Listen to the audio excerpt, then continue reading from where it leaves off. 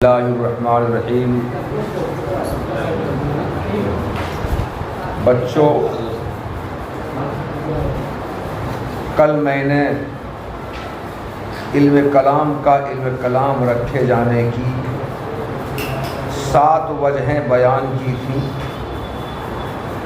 8ویں وجہ آج بیان کر رہا ہوں۔ 8ویں وجہ بیان کرنے کے لیے شارح تفتازانی رحمۃ اللہ علیہ نے جو عبارت لائی ہے وہ عبارت ہے وَلِأَنَّهُ لِإِبْتِنَائِهِ عَلَى الْأَدِلَّةِ الْقَطْعِيَّةِ الْمُؤَيَّدِ أَكْثَرُهَا بِالْأَدِلَّةِ السَّمْعِيَّةِ كَانَ أَشَدُّ الْعُلُومِ تَأْثِيرًا فِي الْقَلْبِ وَتَغَلْغُلًا فِيهِ فَسُمِّيَ بِالْكَلَامِ الْمُشْتَقِّ مِنَ الْكَلِمِ وَهُوَ الْجَرْحُ مُشْتَقٌّ مِنَ الْكِلْمِ وَهُوَ الْجَرْحُ وَهَذَا هُوَ كَلَامُ الْقُدَمَاءِ۔ اس 8ویں وجہ تسمیہ میں شارح تفتازانی رحمۃ اللہ علیہ نے یہ کہا ہے کہ علم کلام کے مباحث اور موضوعات کے جو دلائل ہیں وہ دلائل عقلی بھی ہیں، قطعی بھی ہیں۔ تو علم کلام کے مباحث اور مسائل کو ثابت کرنے کے لیے قطعی اور عقلی دلائل دیے گئے ہیں۔ علم کلام کے مباحث اور موضوعات کے اس بات کی بنیاد عقلی اور قطعی دلائل پر ہے، اور عقلی قطعی دلائل سے علم کلام کے مسائل کو ثابت کرنے کے بعد پھر اس عقلی قطعی دلائل کی تائید اور توثیق نقلی دلائل سے، قرآن و حدیث کے دلائل سے بھی ہوتی ہے۔ تو چونکہ علم کلام کے مسائل کی بنیاد عقلی قطعی دلائل پر ہے اور ان عقلی قطعی دلائل کی پھر تائید اور توثیق نقلی دلائل قرآن و حدیث کے دلائل سے ہوتی ہے، اس لیے علم کلام لوگوں کے دلوں میں زیادہ مؤثر ہے، لوگوں کے دلوں میں تمام علوم میں یہ زیادہ اثر انداز ہے اور لوگوں کے دلوں میں زیادہ سرایت کرنے والا ہے۔ جس طرح کوئی اگر کسی پر تیر مارے یا گولی مارے تو گولی اور وہ تیر گوشت کو چھیڑ کر کے اندر وہ گھس جاتا ہے اور زخمی کر ڈالتا ہے، اسی طرح علم کلام کے مسائل و مباحث جن کی بنیاد قطعی عقلی دلائل پر ہے، جن میں سے بیشتر کی دلائل نقلی دلائل سے ہی اثبات ہوتا ہے، تائید ہوتی ہے، اس لیے علم کلام تیر کی طرح، گولی کی طرح چیرتے ہوئے لوگوں کے دلوں میں گھس جاتا ہے، اثر کر جاتا ہے۔ اس لیے علم کلام کا نام علم کلام رکھا، جو کلام کلمن سے مشتق ہے، جس کلمن کی بناتا ہے زخمی کرنے کی، جسے تیر یا گولی زخمی کرتے ہوئے گوشت کو پھاڑتے ہوئے اندر گھس جاتا ہے، اسی طرح علم کلام کے موضوعات اور مباحث بھی دلوں کے اندر سرایت کر جاتے ہیں، پیوست کر جاتے ہیں، چپ جاتے ہیں، اندر گھس جاتے ہیں اور اس کا انکار نہیں کر سکتا ہے۔ اس لیے علم کلام کا نام علم کلام رکھا، جو کلام کلمن سے مشتق ہے، جس کا معنی زخمی کرنے کے آتا ہے۔ یہ 8ویں وجہ تسمیہ ہوئی۔ ترجمہ: اور اس لیے کہ علم کلام کی بنیاد ان دلائل قطعیہ عقلیہ پر ہے جن میں سے بیشتر کی تائید نقلی دلائل سے کی گئی ہے،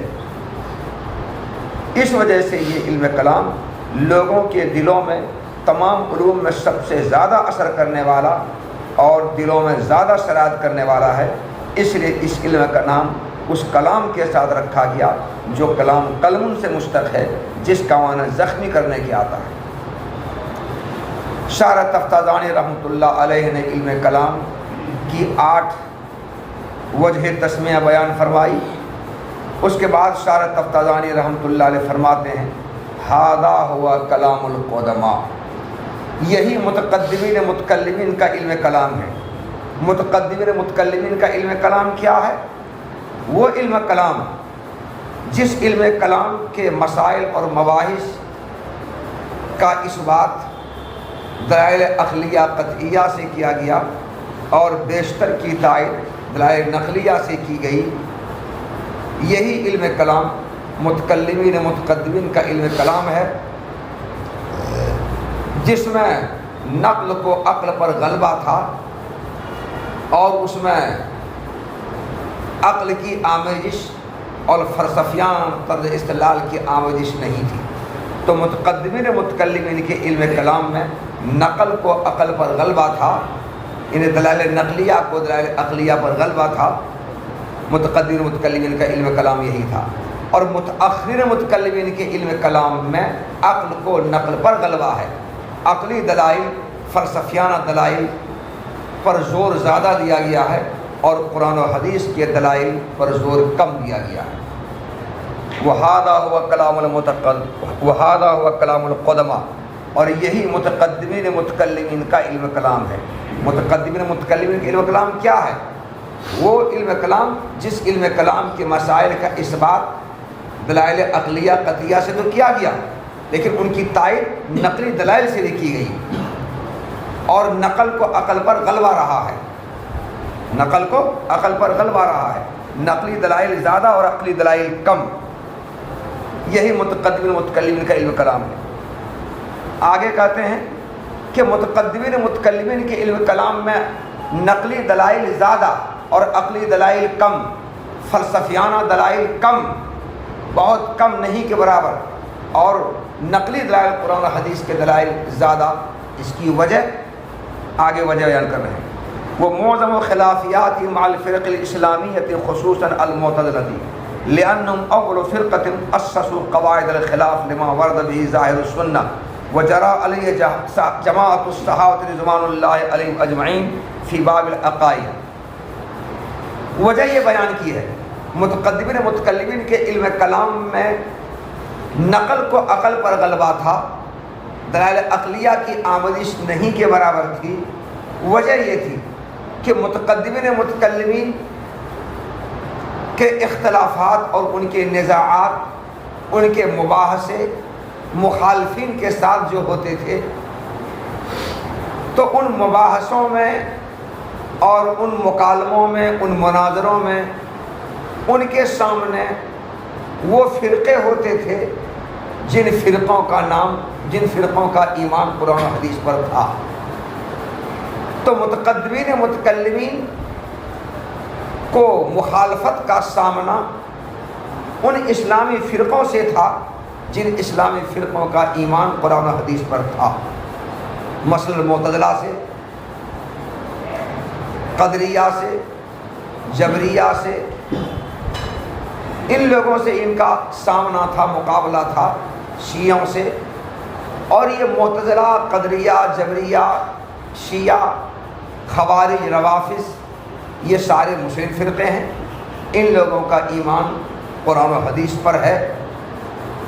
تو ان مخالف فرقوں کا ایمان جب قرآن و حدیث پر ہے تو ان کو اپنی بات سمجھانے اور منوانے کے لیے مباحثہ اور مکالمہ اور مناظرہ میں قرآن و حدیث سے استدلال کرنا کافی تھا، نقلی دلیل دینا کافی تھا، عقلی دلیل دینے کی ضرورت ان لوگوں کو نہیں تھی۔ اس لیے عقلی دلائل، فلسفیانہ دلائل پیش نہیں کرتے تھے، ضرورت کیا تھی؟ جب کام نقلی دلائل سے چل رہا ہے تو عقلی دلائل دینے کی ضرورت بھی نہیں ہے۔ اور متقدمین متکلمین یونانی فلسفہ سے آشنا بھی نہیں تھے، جب آشنا نہیں تھے تو فلسفیانہ طرز استدلال اختیار کرنے کی ان کو ضرورت بھی نہیں تھی اور آتا بھی نہیں تھا۔ اس وجہ سے متقدمین متکلمین کے علم کلام خالص نقلی تھا، پیور نقلی تھا، وہاں پر عقل کو نقل پر غلبہ نہیں تھا بلکہ نقل کو عقل پر غلبہ تھا، ان کا علم کلام خالص نقلی تھا۔ اور متقدمین متکلمین کا اختلاف ان اسلامی فرقوں کے ساتھ تھا، خاص طور پر معتزلہ کے ساتھ تھا۔ معتزلہ کے ساتھ خاص طور پر کیوں؟ کیونکہ معتزلہ ہی وہ فرقہ ہے، وہ جماعت ہے جس نے عقائد کے باب میں صحابہ کرام رضوان اللہ تعالی علیہم اجمعین کے طریقے کے خلاف اور احادیث و سنت کے خلاف قواعد کی بنیاد ڈالی اور اس کے خلاف وہ چلے، یہی وہ جماعت ہے۔ اس لیے اہل سنت والجماعت میں جو متقدم متکلمین تھے ان کا ذات اختلاف انہی کے ساتھ تھا، کن کے ساتھ؟ معتزلہ کے ساتھ۔ ترجمہ وہ معظم خلافیات ہی اور متقدمین متکلمین کا زیادہ تر اختلاف اسلامی فرقوں خاص طور پر معتزلہ کے ساتھ تھا، کیونکہ معتزلہ ہی پہلا فرقہ ہے جنہوں نے عقائد کے باب میں ان اعتقادات کے خلاف قواعد کی بنیاد ڈالی جن اعتقادات کو حدیث کے ظاہری الفاظ نے بیان کیا اور جن اعتقادات پر صحابہ کرام رضوان اللہ علیہم اجمعین عمل پیرا رہے ہیں، جرامنہ عمل پیرا رہے ہیں۔ آگے چلیے، وَلِأَنَّ ذَلِكَ رَئِيسُهُمْ وَاصِلُ بْنُ عَطَاءٍ اعْتَزَلَ عَنْ مَجْلِسِ الْحَسَنِ الْبَصْرِيِّ رَحِمَهُ اللَّهُ وَيُقَرُّ أَنَّ مَنِ ارْتَكَبَ الْكَبِيرَةَ لَيْسَ بِمُؤْمِنٍ وَلَا كَافِرٍ وَيَثْبُتُ الْمَنزِلَةَ بَيْنَ الْمَنزِلَتَيْنِ فَقَالَ الْحَسَنُ قَدْ اعْتَزَلَ عَنَّا فَسُمُّوا الْمُعْتَزِلَةُ وهم سموا أنفسهم أصحاب العدل والتوحيد لقولهم بوجوب ثواب المطيع وعقاب العاصي على الله تعالى ونفي الصفات القديمة عنهم۔ اتنی سو عبارت جو میں نے پڑھی ہے، اس عبارت میں معتزلہ کی بنیاد، مذہب اعتزال کی بنیاد کیسے پڑی، اسی کی تاریخ کو بیان کر رہے ہیں اتنی سی عبارت میں۔ تاریخ سمجھنے سے پہلے آپ پہلے معتزلہ کا اور اہل سنت والجماعت کا عقیدہ سمجھیے۔ اہل سنت والجماعت کا عقیدہ یہ ہے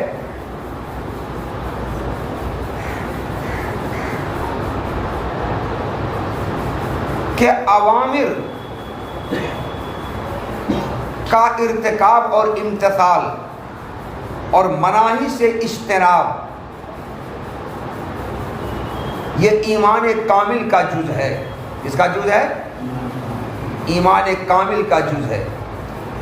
اگر کوئی اوامر کا امتثال اور مناہی سے اجتناب کرتا ہے تو اس کا ایمان کامل ہے،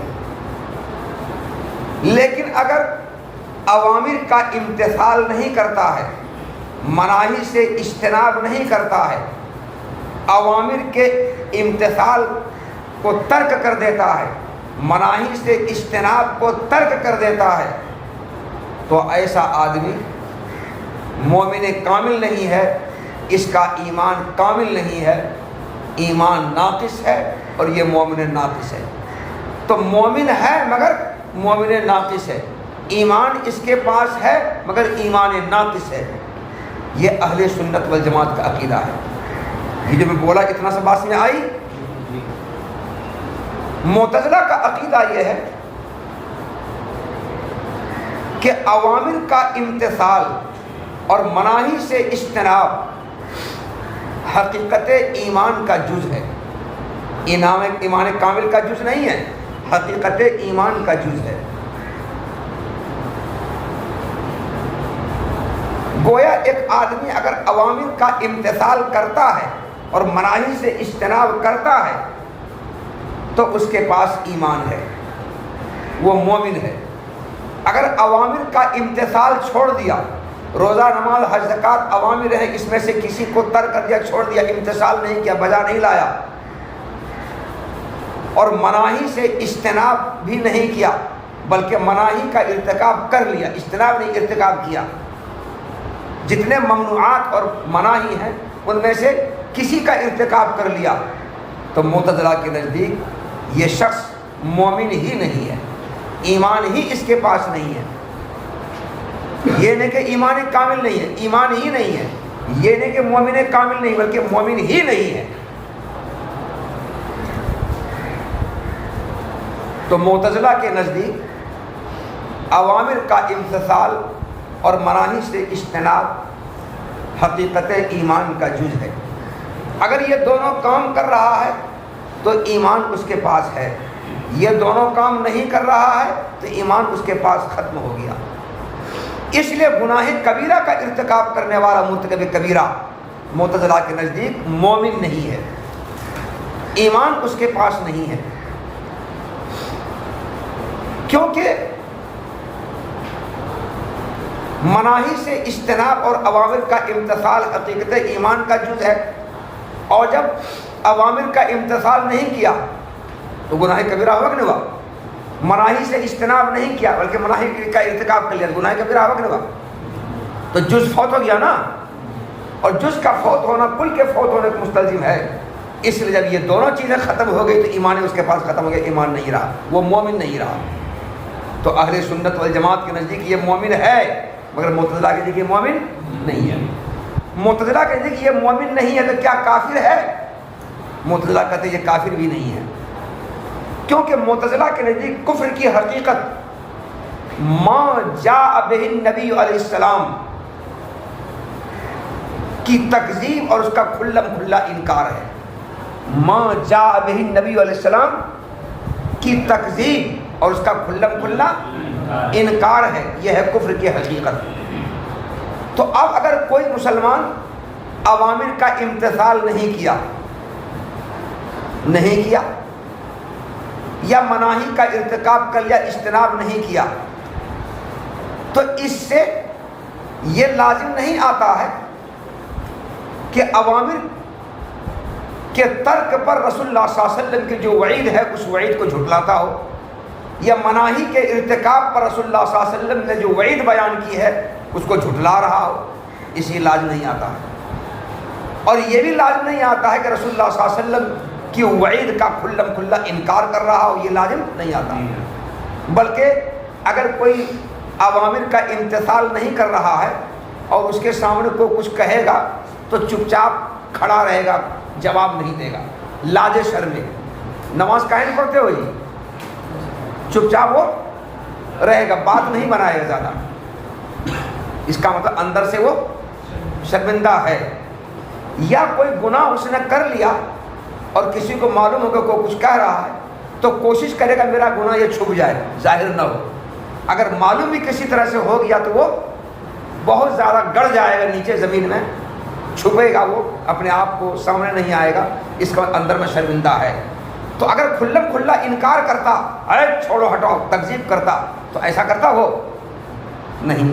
تو اگر کوئی اوامر کا امتثال نہیں کر رہا ہے یا مناہی کا ارتکاب کر رہا ہے، اجتناب نہیں کر رہا ہے، گناہ کبیرہ کا ارتکاب کیا، اس سے یہ لازم نہیں آتا ہے کہ رسول اللہ صلی اللہ علیہ وسلم نے جو وعید بیان کی ہے اس کو جھٹلا رہا ہے اور اس وعید کا کھلم کھلا انکار کر، اس سے لازم نہیں آتا ہے۔ اس لیے معتزلہ کے نزدیک کوئی مسلمان اگر گناہ کبیرہ کا ارتکاب کرتا ہے تو اس ارتکاب کرنے سے وہ کافر نہیں ہوگا، کافر نہیں ہوگا، مومن تو نہیں رہا مگر کافر بھی نہیں ہوگا، بلکہ ایمان و کفر کے درمیان میں وہ رہے گا۔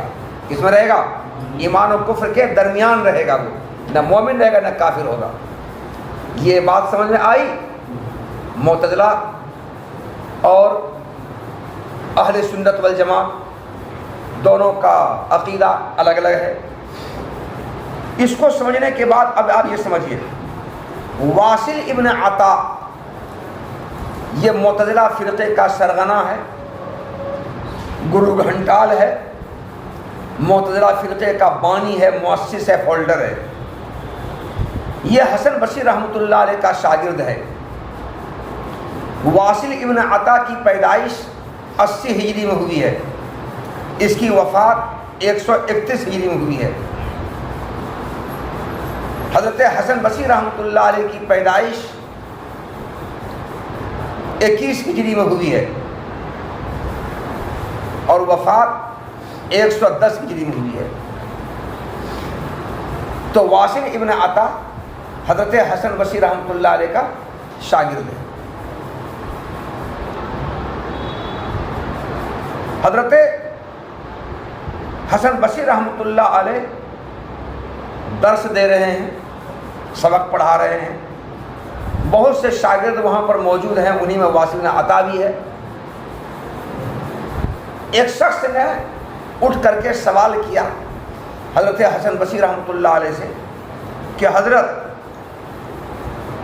کوئی یہ کہتا ہے کہ گناہ کبیرہ کا ارتکاب کرنے سے ایمان سے خارج ہو جاتا ہے، ایمان سے نکل جاتا ہے، مومن نہیں رہتا ہے،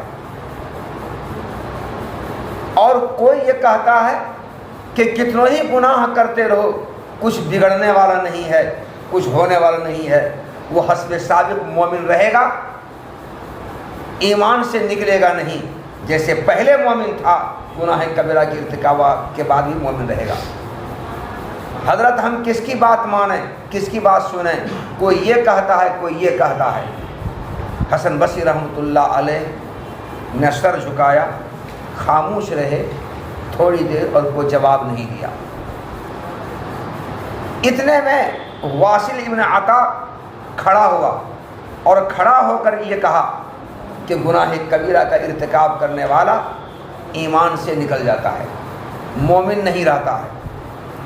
جیسے ہی انہوں نے کہا کہ مومن نہیں رہتا، ایمان سے نکل جاتا ہے، ویسے ہی حضرت حسن بصری رحمۃ اللہ علیہ نے ان کو کہا گیٹ آؤٹ، میرے در سے تم نکل جاؤ، میرے سبق سے تم نکل جاؤ، جی میرے سبق سے تم نکل جاؤ، گیٹ آؤٹ۔ حضرت حسن بصری رحمۃ اللہ علیہ نے اسی وقت واصل بن عطا اور ان کے ماننے والوں کا نام معتزلہ رکھا۔ معتزلہ کا مطلب، معتزلہ نے بلکہ معتزلہ اسم فاعل کا صیغہ، مذہب حق اور جماعت حقہ سے الگ ہو جانے والا، علیحدہ ہو جانے والا، برطرف ہو جانے والا۔ گویا واصل بن عطا اور اس کے ماننے والے جماعت حقہ سے الگ ہو گیا، الحادی اس نے اختیار کر لی۔ حسن بصری رحمۃ اللہ نے اسی وقت سے ان کا نام کیا رکھ دیا؟ معتزلہ نام رکھ دیا۔ بس معتزلہ فرقے کی بنیاد پڑ گئی۔ واصل عطا مذہب اعتزال کا بانی ہے، اسی کا مؤسس فولڈر ہے، اور واصل عطا اور ان کے ماننے والوں نے اپنا نام معتزلہ نہیں رکھا، اپنا نام اصحاب العدل والتوحید رکھا۔ کیا رکھا؟ ارے صحابہ منافقین کو منافق کہا کرتے تھے، مگر منافقین اپنے آپ کو کیا کہتے تھے؟ نحن مصلحون، یہی کہتے تھے۔ کیا کہتے تھے؟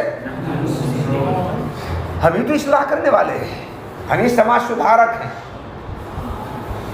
تو ہم مفسد معاشرہ نہیں بلکہ مصلح معاشرہ ہیں۔ تو وہ منافقین تھے، صحابہ ان کو منافقین سمجھتے تھے، مگر وہ اپنے آپ کو مصلح کہا کرتے تھے۔ حسن بصری رحمۃ اللہ علیہ نے ان کو معتزلہ نام رکھا، مگر انہوں نے اپنے آپ کو اصحاب العدل والتوحید نام رکھا۔ گویا ہم عدل و توحید والے ہیں۔ اصحاب العدل نام کیوں رکھا؟ کیونکہ یہ معتزلہ اس بات کے قائل ہیں کہ اطاعت گزار بندوں کو اللہ پر ثواب دینا واجب ہے اور گنہگاروں کو سزا دینا اللہ پر واجب ہے، اور یہی عدل کا تقاضا بھی ہے۔ جو اللہ کے اطاعت گزار بندے ہیں ان کو ثواب دینا، نیکی دینا، بدلہ دینا، یعنی جنت دینا، جنت داخل کرنا اللہ پر واجب ہے، اور جو گنہگار ہیں اس کو عذاب دینا، عقاب دینا، سزا دینا، جہنم میں داخل کرنا اللہ پر واجب ہے۔ عدل کا تقاضا یہی ہے، انصاف کا تقاضا یہی ہے کہ گنہگاروں کو اللہ سزا دے، جہنم میں بھیجے، اور اطاعت گزاروں کو اللہ تعالیٰ ثواب دے، نیکی دے، جنت میں بھیجے۔ عدل کا تقاضا یہی ہے، اور میرا مذہب، میرا مسلک یہی ہے۔ گویا جو عدل کا تقاضا وہی میرا عقیدہ، میرا مسلک ہے، اس لیے ہم اصحاب العدل کہلائے۔ سمجھا اصحاب العدل کہنے کی وجہ؟ اور اصحاب التوحید انہوں نے اپنے آپ کو کیوں کہا؟ اصحاب التوحید اس لیے انہوں نے کہا کہ اہل سنت والجماعت اللہ تعالیٰ کے لیے 8 صفات ثابت مانتے ہیں۔ اللہ کے لیے سمع بھی ہے، بصر بھی ہے، قدرت بھی ہے، حیات بھی ہے، ارادہ بھی ہے، مشیت بھی ہے، کلام بھی ہے، تکوین بھی ہے، اللہ تعالیٰ سمیع بھی ہے، بصیر بھی ہے، متکلم بھی ہے، مکون بھی ہے بھی ہیں، سمیع بھی ہے، بصیر بھی ہیں، مرید بھی ہیں، شائی بھی ہیں، سب کچھ اللہ تعالیٰ ہے، قادر بھی ہیں۔ تو علم، قدرت، سمع، بصر، ارادہ، مشیت، تکوین، کلام، حیات، یہ 8 صفات ہیں۔ اہل سنت والجماعت اللہ تعالیٰ کے لیے ان 8 صفات کو ثابت مانتے ہیں، اور اہل سنت والجماعت کہتے ہیں کہ اللہ تعالیٰ سمیع بھی ہے، بصیر بھی ہے، متکلم بھی ہے، شائی بھی ہے، مرید بھی ہے، مکون بھی ہے، قادر بھی ہے بھی ہے، وغیرہ وغیرہ۔ مگر معتزلہ اللہ تعالیٰ کی ذات کو واحد مانتا ہے اور اللہ تعالیٰ کے لیے ان صفات کے ثبوت کا انکار کرتا ہے۔ معتزلہ اللہ تعالیٰ کے واسطے ان 8 صفات کے ثبوت کا انکار کرتا ہے۔ انکار کیوں کرتا ہے؟ معتزلہ کا یہ کہنا ہے کہ اگر اللہ تعالیٰ کے لیے ان 8 صفات کو ثابت مانیں گے تو توحید باطل ہو جائے گی، کیونکہ جس طرح اللہ کی ذات قدیم ہے، جب ان 8 صفات کو اللہ کے ثابت مانیں گے تو یہ 8 صفات بھی قدیم ہوں گی۔ جب ذات قدیم تو صفات قدیم، یہ ہو نہیں سکتا ہے کہ ذات قدیم ہو صفات حادث، ایسا ہو نہیں سکتا ہے۔ اور اللہ کی ذات قدیم ہے تو جو اللہ تعالیٰ کی صفات ثابت مانیں گے وہ بھی قدیم ہوگی۔ تو اس طرح قدمہ کا متعدد ہونا لازم آئے گا، اور توحید یہ ہے کہ قدیم صرف ایک ہو، اور یہاں قدیم کئی ہو رہے ہیں، تو تعدد قدمہ لازم آیا، قدیم کا چند ہونا لازم آیا۔ یہ توحید کے منافی ہے، توحید کے خلاف ہے، توحید باطل ہو رہی ہے۔ یہ توحید کے خلاف کیوں ہوا؟ توحید باطل کیوں ہوئی؟ اللہ تعالیٰ کے واسطے ان 8 صفات کو ثابت ماننے سے۔ تو توحید کو بچانے کے لیے معتزلہ نے اللہ تعالیٰ کے واسطے ان 8 صفات کے ثبوت کا انکار کر دیا، جو 8 صفات سب کے سب قدیم ہیں۔ تو توحید کو بچانے کے لیے، اللہ کے ایک ہونے کو بچانے کے لیے، اس کی وحدانیت کو بچانے کے لیے اللہ تعالیٰ کے واسطے ان 8 صفات کے ثبوت کا انکار کر دیا۔ اس لیے ان لوگوں نے اپنے آپ کو اصحاب التوحید کہا۔ تو اصحاب العدل کہنے کی وہ وجہ ہے اور اصحاب التوحید کہنے کی یہ وجہ ہے۔ تو حسن بصری رحمۃ اللہ علیہ نے ان کا نام کیا رکھا؟ معتزلہ، الگ ہو جانے والا، مذہب حق سے، جماعت حقہ سے الگ ہو جانے والے، یہ لوگ الگ ہو گئے، اور ان لوگوں نے اپنا نام اصحاب العدل والتوحید رکھا۔ مگر اہل سنت والجماعت نے معتزلہ کو ان پر طنز کستے ہوئے کہا کہ اے معتزلہ، یہ جو کہتے ہو کہ اطاعت گزار بندوں کو ثواب دینا، جنت دینا اللہ پر واجب ہے، گنہگاروں کو جہنم دینا، عقاب دینا اللہ پر واجب ہے، کیا اللہ تعالیٰ کوئی رشتہ دار ہے تمہارا کیا کہ جو دبے کرے گا؟ اگر اطاعت گزار بندوں کو اللہ تعالیٰ جہنم میں داخل کر دے، کس کو؟ اطاعت گزار بندوں کو، جتنے حاجی نمازی ہیں سب کو اللہ تعالیٰ جہنم میں داخل کر دے، تو یہ عین عدل ہے۔ کیا یہ اللہ کا عدل ہوگا۔ اور اگر اللہ تعالیٰ اطاعت گزار بندوں کو، روزہ نماز حج زکوٰۃ کرنے والوں کو جنت میں داخل کر دے، ثواب دے دے، یہ اللہ کا فضل ہوگا، وہ عدل ہوگا، یہ فضل ہوگا۔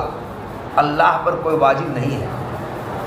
اور جتنے انسان ہیں سب اللہ تعالیٰ کی مخلوق ہیں، اور سب اللہ کے مملوک ہیں، اور اللہ سب کا مالک ہے۔ مکلف تو یہاں 2 ہی مخلوق نہ ہے، جنات اور انسان۔ یہ جنات انسان جتنے ہیں سب اللہ کے مملوک ہیں، اور اللہ مالک ہے، اور مالک کو اپنے مملوک میں جس طرح چاہے تصرف کرنے کا حق ہے۔ مملوک کو یہ اختیار نہیں ہے کہ مالک پر اعتراض کرے۔ اس سے تمام انسان اور جنات کو اللہ تعالیٰ جہنم میں داخل کر دے، چاہے کتنا ہی اطاعت گزار ہو، یہ عین عدل ہوگا، اور اگر جنت میں پہنچا دے تو یہ فضل ہوگا۔ اللہ پر کچھ واجب نہیں ہے۔ یہ تو جواب دیا ان کو اس عقیدے کا کہ اطاعت گزار بندے کو جنت میں داخل کرنا اور گنہگاروں کو جہنم میں داخل کرنا اللہ پر واجب، اس کا جواب دیا اہل سنت والجماعت نے معتزلہ کو۔ معتزلہ نے اہل سنت والجماعت کے عقیدے کے برخلاف اللہ تعالیٰ کے واسطے صفات قدیمہ کے ثبوت کا جو انکار کیا، کیوں انکار کیا؟ توحید کو بچانے کے لیے۔ اس کا جواب اہل سنت والجماعت نے معتزلہ کو یہ دیا کہ معتزلہ سن لو، صفات قدیمہ کو اللہ تعالیٰ کے لیے ثابت ماننے سے توحید باطل نہیں ہوتی ہے، جس کو بچانے کے لیے تم صفات قدیمہ کا انکار کر گئے۔ توحید یہ نہیں ہے کہ اللہ کی ذات ایک ہو اور اس کے ساتھ کوئی صفت نہ ہو، بلکہ توحید تو یہ ہے کہ اللہ کی ذات ایک ہو اور وہ ذات قدیم ہو۔ اللہ کی ذات ایک ہو اور وہ ایک ذات قدیم ہو۔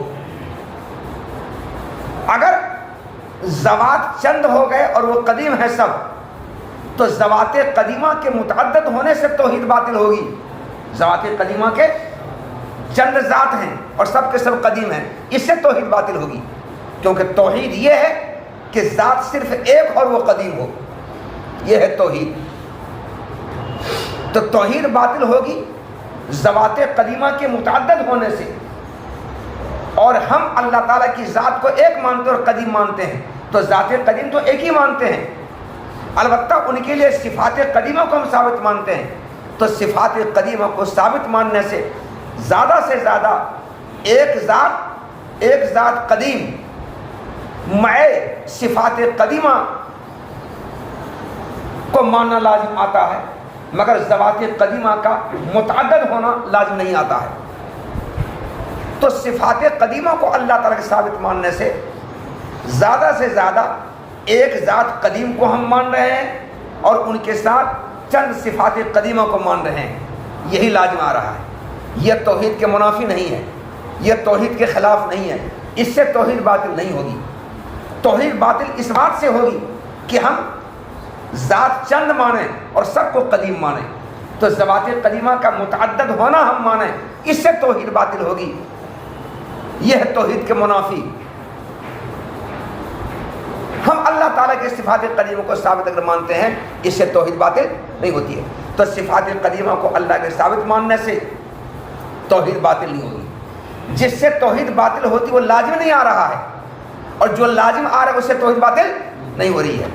اللہ تعالیٰ کے صفات قدیمہ کو ثابت ماننے سے زیادہ ایک ذات کو قدیم ماننا لازم آ رہا ہے، اور ان کے ساتھ چند صفات قدیمہ کو ماننا لازم آ رہا ہے، یہ لازم آ رہا ہے، اس سے توحید باطل نہیں ہوتی ہے۔ تو صفات قدیمہ کو اللہ کا ثابت ماننے سے توحید باطل نہیں ہو رہی ہے۔ اور توحید باطل کس سے ہوگی؟ جب ذوات قدیمہ چند ہوں تب۔ تو جس سے توحید باطل ہوگی، صفات قدیمہ کو اللہ تعالیٰ کے ثابت ماننے سے توحید باطل نہیں ہو رہی ہے۔ جس سے توحید باطل ہوگی وہ لازم نہیں آ رہا ہے، اور جو لازم آ رہا ہے اسے توحید باطل نہیں ہوگی۔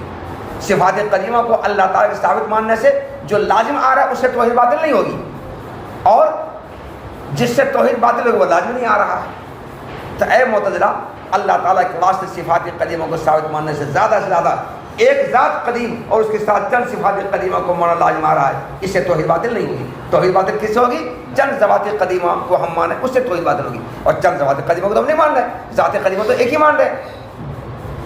تو صفات قدیمہ کو ماننے سے توحید باطل نہیں ہوگی۔ یہ جواب دیا اہل سنت والجماعت نے معتزلہ کو۔ پھر معتزلہ پر اہل سنت والجماعت نے طنز کرتے ہوئے کہا کہ واہ رے واہ معتزلہ، توحید کو بچانے کے لیے تو نے اپنے آپ کو اصحاب العدل کہا، اور عدل کو بچانے کے لیے اپنے آپ کو اصحاب التوحید کہا۔ تمہارے توحید سے عدل باطل ہو جاتا ہے اور عدل سے توحید باطل ہو جاتی ہے۔ دیکھو، تم نے اللہ تعالیٰ کے لیے صفات قدیمہ کا انکار کیا کہ نہیں کیا؟ اے معتزلہ، جب صفات قدیمہ کا انکار کیا تو اللہ تعالیٰ کے لیے صفت کلام کا بھی انکار ہوا، کیونکہ کلام بھی اللہ کی صفت ہے، اس کا تم نے انکار کیا۔ اور جب اللہ تعالیٰ کے لیے صفت کلام کا تم نے انکار کیا تو اللہ تعالیٰ کی جانب سے امر و نہی کا انکار ہوا۔ جب امر و نہی کا انکار ہوا تو اللہ تعالیٰ نہ کوئی امر کیا ہے نہ کوئی نہیں کی ہے۔ جب اللہ نے کوئی امر بھی نہیں کیا، کوئی نہیں بھی نہیں کی ہے، تو اگر کوئی آدمی نماز نہیں پڑھتا ہے تو اس میں بندے کا کوئی قصور نہیں ہے، کیونکہ اللہ نے تھوڑی اقیموا الصلاۃ کہا ہے۔ جب اللہ نے نہیں کی ہے تو کوئی بندہ اگر زنا کے قریب ہو جاتا ہے، زنا کر لیتا ہے، تو وہ گنہگار نہیں ہوگا، اس کا کوئی قصور نہیں ہے، کیونکہ اللہ نے زنا سے منع ہی نہیں کیا ہے، اللہ نے شراب پینے سے منع ہی نہیں کیا ہے، اللہ نے جوا کھیلنے سے منع ہی نہیں کیا ہے، اللہ نے سور کا گوشت کھانے سے منع ہی نہیں کیا ہے، روکا ہی نہیں ہے، کوئی نہیں ہے ہی نہیں اس کی طرف سے۔ جب نہیں ہے اور یہ سارا کام کر لیا تو بندے کا پھر کوئی قصور نہیں ہے۔ جب اللہ کی جانب سے کوئی امر نہیں، کوئی نہیں، تو اگر وہ روزہ نماز نہیں کرتا تو کوئی قصور نہیں، اور یہ سارا کام غلط کر لیتا تو کوئی گناہ نہیں، کوئی قصور نہیں اس کا۔ جب کوئی قصور نہیں ہے، کوئی جرم اس کا نہیں ہے، تو ایسی صورت میں اللہ تعالیٰ کو یہ چاہیے کہ ان کو سزا نہ دیں، سزا نہ دیں۔ لیکن سزا دیں نہ دیں گے، بولو دیں گے نا سزا؟ انصاف کا تقاضا کیا ہے کہ اللہ ان کو سزا نہ دے، ان کو سزا نہ دے۔ جن لوگوں نے روزہ نماز حج زکات نہیں کیا، وہ کہہ سکتے ہیں اللہ آپ کے یہاں سے کوئی امر ہی نہیں آیا ہے، کوئی حکم ہی نہیں آیا ہے، ہم کیسے کرتے؟ اور جن لوگوں نے چوری ڈکیتی وغیرہ وغیرہ سارا گناہ کا کام کیا، وہ اللہ کہہ سکتے ہیں اللہ آپ نے ہم کو منع ہی نہیں کیا، ہم کیسے جانتے یہ غلط کام ہے، اس لیے ہم نے کیا۔ تو عدل کا تقاضا کیا ہے کہ ان لوگوں کو اللہ سزا نہ دے۔ لیکن اللہ سزا دیں گے، بولو دیں گے نا؟ تو اے معتزلہ، توحید کو بچانے کے لیے تمہارا عدل کہاں گیا؟ تم نے اپنے آپ کو اصحاب العدل کہا، کہاں تمہارا عدل گیا؟ انصاف کا تقاضا ہے کہ اللہ اس کو سزا نہ دے، مگر اللہ سزا دے رہے ہیں، تمہاری نگاہ میں اللہ ظالم ہو رہے ہیں۔ تو توحید کو بچانے کے لیے تمہارا عدل چلا گیا، اور اے معتزلہ عدل کو بچانے تمہاری توحید بھی ختم ہو رہی ہے۔ کیسے؟ اس لیے کہ معتزلہ نے یہ کہا کہ بندے جو افعال اختیاریہ انجام دیتے ہیں، معتزلہ کا عقیدہ، بندے جو افعال اختیاریہ انجام دیتے ہیں، ان تمام افعال اختیاریہ کا خالق خود بندہ ہے۔ کون ہے؟ بندہ ہے۔ اور اہل سنت والجماعت یہ کہتے ہیں کہ بندے جو افعال اختیاریہ انجام دیتے ہیں اس کا خالق اللہ ہے، بندہ نہیں ہے، بندہ کاسب ہے، بندہ کاسب ہے، خالق نہیں ہے۔ تو بندوں کے ذریعے انجام دیا جانے والا افعال اختیاریہ کا خالق اللہ ہے، معتزلہ کے برخلاف اہل سنت والجماعت کے نزدیک، اور بندوں کی افعال اختیاریہ کا خالق خود بندہ ہے، معتزلہ کے نزدیک۔ معتزلہ نے یہ کہا کہ افعال اختیاریہ جو بندے انجام دیتے ہیں اس کا خالق خود بندہ ہے، اللہ نہیں ہو سکتا۔ کیوں نہیں ہو سکتا اللہ؟ اگر اللہ خالق ہوگا تو سزا مل رہی ہے کس کو؟ بندے کو۔ ارے چوری ڈکیتی وغیرہ یہ سارا کام کر رہا ہے، یہ سارے کام کا خالق کون؟ بندہ ہے۔ اگر اللہ ہوگا تو سزا ہو رہی ہے بندے کو، کام کیا اللہ نے، سزا ہو رہی ہے بندے کو۔ کرے کوئی بھرے کوئی والی مسل صادق آئے گی، جرم کیا اللہ نے، ارے ان تمام افعال کا خالق، چوری ڈکیتی زناکاری پھلنا چلنا یہ سارے کام ہیں، ان کا خالق اگر اللہ ہوگا یہ کام اللہ نے کیا، اور سزا کس کو مل رہی ہے؟ بندے کو مل رہی ہے۔ تو کرے کوئی بھرے کوئی والی مثال صادق آئی نہ آئی؟ اور یہ تو غلط ہے، یہ صحیح نہیں ہے کہ کرے کوئی بھرے کوئی، بلکہ جو کرے گا وہی بھرے گا، جو جرم کرے گا سب وہی نہ بھگتے گا۔ اس لیے یہ کہنا پڑے گا کہ بندوں کے ذریعے انجام دیا جانے والا جتنے افعال اختیاریہ ہیں سب کا خالق خود بندہ ہے، تاکہ کرے کوئی بھرے کوئی والی مثال ثابت نہ آئے، فٹ نہ آئے۔ اب جب بندے افعال اختیاریہ خالق خود ہیں تو اللہ فرماتے ہیں کہ میں خالق ہوں، اور معتزلہ نے بندوں کے ذریعے انجام دیا جانے والے افعال اختیار خالق خود بندہ کو مانا۔ تو خالقیت میں معتزلہ نے بندوں کو اللہ کے شریک کیا۔ کیا نہیں کیا؟ خالق ہونے میں معتزلہ نے بندوں کو اللہ کے شریک کیا، تو معتزلہ مشرک ہو گئے۔ تب مشرک ہو گئے توحید ختم ہو گئی۔ اے معتزلہ، عدل کو بچانے کے چکر میں تمہاری توحید کیا ہو گئی؟ ختم ہو گئی۔ تو توحید کو بچانے کے چکر میں تمہارا عدل گیا، اور عدل کو بچانے کے چکر میں تمہاری توحید چلی گئی۔ کہاں تم اصحاب التوحید رہے؟ تم موحد کہاں رہے؟ تم تو مشرک ہو گئے۔ بندوں کے ذریعے انجام دیا جانے والا افعال اختیار خالق تم نے بندہ کو کہا، خالق اللہ ہے اور تم نے بندہ کو خالق کہا، تو خالقیت میں تم نے بندہ کو اللہ کے شریک قرار دیا کہ وہ بھی خالق یہ بھی خالق۔ قرآن میں اللہ نے کہا الا لہ الخلق، سنو خبردار، خلق اس کے لیے ہے، خالق اللہ تعالیٰ ہے اور تم کا جو بندہ خالق ہے۔ تو خالق ہونے میں تم نے بندہ کو اللہ کا شریک کر کے تم مشرک ہوئے گئے، تم موحد کہاں رہے، تمہاری توحید کہاں چلی گئی؟ اس طرح اہل سنت والجماعت نے معتزلہ پر طنز کستے ہوئے ان پر جرح کیا ہے۔ یہی ہے تاریخ معتزلہ کے مذہب کی بنیاد پڑھنے کی کتاب دیکھو،